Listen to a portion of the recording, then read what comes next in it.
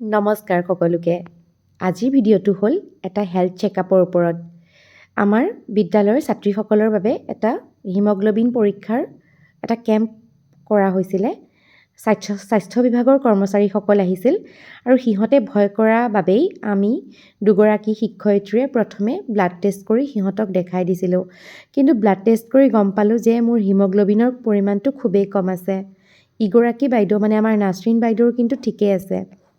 আমাৰ ছাত্ৰ ছাত্ৰীসকলৰ বাবে এনেকুৱা ধৰণৰ হেল্থ কেম্পবোৰ খুব প্ৰয়োজনীয় আৰু এই যে ছাত্ৰীসকলৰ হিমগ্ল'বিনৰ যিটো পৰীক্ষা কৰা হ'ল খুব সুন্দৰ আৰু তেওঁলোকে খুব সুন্দৰকৈ ৰেকৰ্ডবোৰ মেইনটেইন কৰি লৈ গৈছে লিখি পেলাই।